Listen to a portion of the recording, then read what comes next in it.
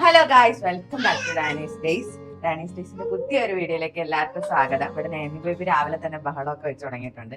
അപ്പൊ ഇന്നത്തെ വീഡിയോ എന്ന് പറഞ്ഞു കഴിഞ്ഞാൽ പ്രഗ്നൻസിയിൽ കുറച്ച് ഹെൽത്തി ആയിട്ട്, ഞാൻ ഇത്രയും നാൾ ഇടയ്ക്കൊക്കെ അൺഹെൽത്തി ആയിട്ടൊക്കെ കഴിച്ചിട്ടുണ്ടെങ്കിൽ എന്നെ കൊണ്ട് പറ്റുന്ന രീതിയിൽ ഒരു ഹെൽത്തി ഡയറ്റ് ചെയ്യാന്ന് വിചാരിക്കുന്നു. ഞാൻ അങ്ങോട്ട് അത് തന്നെ ഫോളോ ചെയ്യണമെന്നാണ് എൻ്റെ ആഗ്രഹം.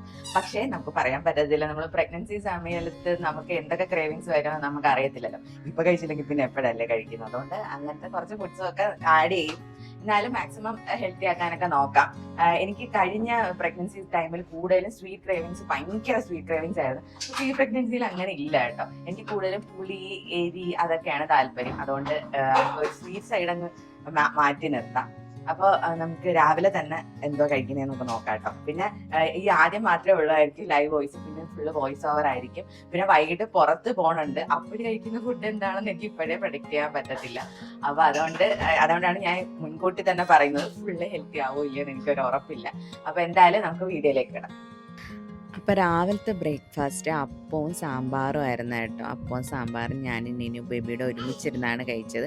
അതിനുശേഷം മുട്ട ഉണ്ടായിരുന്നു. ഇത് ഇങ്ങനെ ഇരിക്കുന്നതെന്ന് പറഞ്ഞാൽ ഓൾറെഡി ഏട്ടൻ തിന്നതിൻ്റെ ബാക്കിയാണ് കേട്ടോ. ഇത് ജിമ്മിൽ പോണത് കൊണ്ട് തന്നെ ഏട്ടൻ രാവിലെ കുറേ മുട്ട കഴിക്കാറുണ്ട്.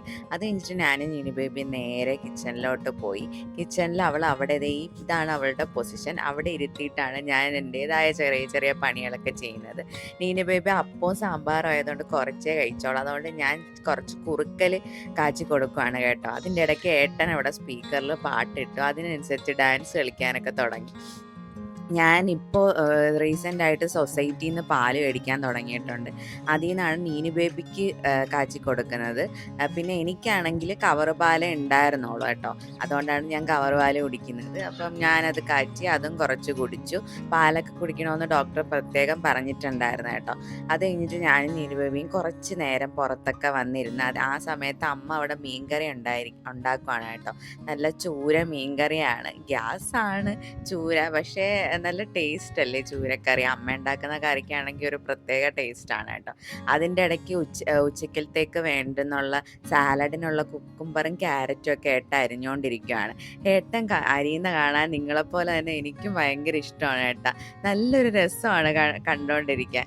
അപ്പം ഞാൻ പുറത്തിരിക്കുന്ന സമയത്ത് തന്നെ ഏട്ടൻ കുറച്ച് ഡേറ്റ്സും നട്ട്സും പിസ്തയും കൊണ്ടുവന്നു. അപ്പം ഇത്രയും ഡേറ്റ്സ് കഴിക്കണ്ടേ ഇപ്പോഴേ, അതുകൊണ്ട് ഞാൻ കുറച്ച് ഡേറ്റ്സ് എടുത്ത് ഏട്ടൻ തന്നെ കഴിച്ചു എന്ന് പറഞ്ഞു കൊടുത്ത്.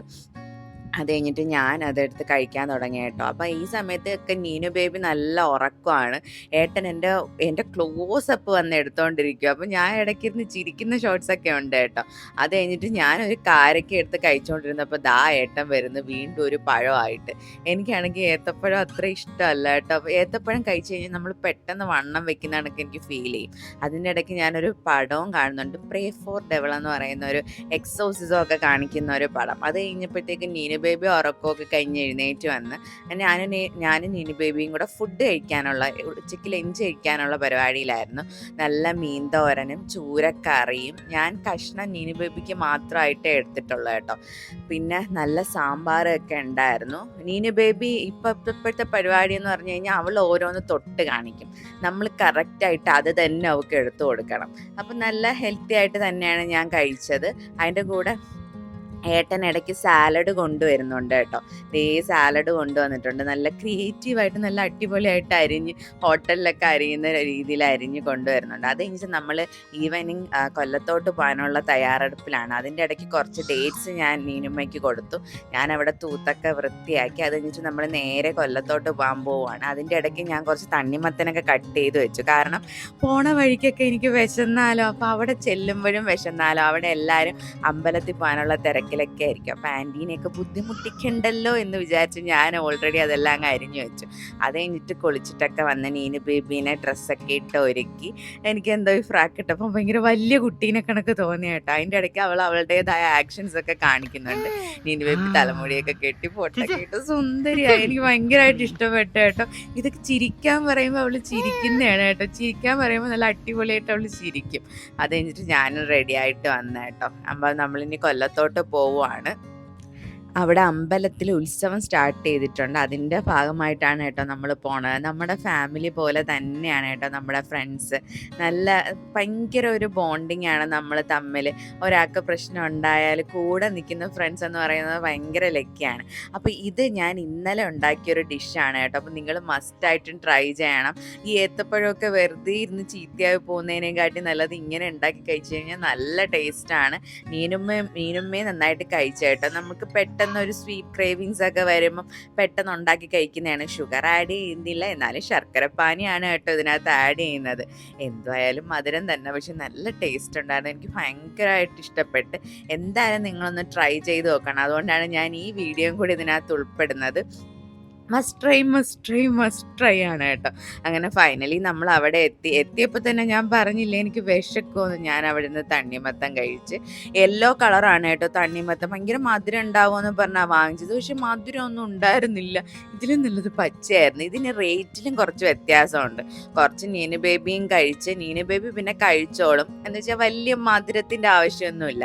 ഇത് അമ്പലത്തിൽ നേദിക്കാൻ വെച്ചേക്കുന്നതാണ് കേട്ടോ ലഡുവും ഫുഡും എല്ലാം നമ്മുടെ അച്ചുവിൻ്റെ വീട്ടിൽ അച്ചുവിൻ്റെ ഫാമിലിയുടെ വകയായിരുന്നു കേട്ടോ. അപ്പം ഞാൻ അവിടെ ഇരുന്ന് ഒരു പഴവും കൂടെ അകത്താക്കി. ഉച്ചയ്ക്ക് ലഞ്ച് കഴിച്ചാലും വൈകിട്ടാകുമ്പോഴത്തേക്ക് ഭയങ്കരമായിട്ട് വിശക്കും കേട്ടോ. അപ്പം ഇതാണ് അമ്പലം. ഈ റെയിൽവേ ട്രാക്കിൻ്റെ അപ്പുറത്താണ് അച്ചുവിൻ്റെ വീട്. അത് ക്രോസ് ചെയ്ത് ഇപ്പുറത്ത് വരുമ്പോഴാണ് അമ്പലം. നല്ല കമ്പവും കാര്യങ്ങളൊക്കെ ഉണ്ടായിരുന്നു. നല്ലൊരു പ്ലസൻ്റ് ആയിട്ടുള്ളൊരു ഇതായിരുന്നു കേട്ടോ. ഇത് അന്നദാനമായിരുന്നു. ഇഡലിയും സാമ്പാറും ആയിരുന്നു കേട്ടോ കഴിക്കാൻ. അപ്പോൾ അതൊന്നും ഞാൻ കഴിക്കുന്നതൊന്നും ഷൂട്ട് ചെയ്തില്ല. അപ്പോൾ അതിന് ശേഷം നീനു ബേബിയുടെ അരങ്ങേറ്റം കൂടെ ഉണ്ടായിരുന്നു കേട്ടോ. ചുമ്മാ പറയാണ്. അവിടെ സ്റ്റേജിൽ കയറി പാട്ടൊക്കെ ഇട്ട് കൊടുത്തപ്പോൾ വേറെ കുട്ടികളെയൊക്കെ കണ്ടപ്പോൾ നീനു ബേബിയും കണ്ട് ഡാൻസ് കളിക്കാനൊക്കെ തുടങ്ങി. നല്ല രസമായിരുന്നു കേട്ടോ. അപ്പോൾ വീഡിയോ ഇഷ്ടപ്പെട്ട് കഴിഞ്ഞാൽ ലൈക്ക് ചെയ്യാനും ഷെയർ ചെയ്യാനും സബ്സ്ക്രൈബ് ചെയ്യാനും എന്തായാലും മറക്കരുത് കേട്ടോ. നിങ്ങളുടെ അഭിപ്രായങ്ങളൊക്കെ കമൻറ്റ് ചെയ്യണം. അതാണ് ഞങ്ങളുടെ പ്രോത്സാഹനം. അപ്പോൾ അടുത്ത വീഡിയോ കാണുന്നവരെ bye bye from Danny's days and Neenu baby. ടാറ്റ ബൈ ബൈ, സീ യു.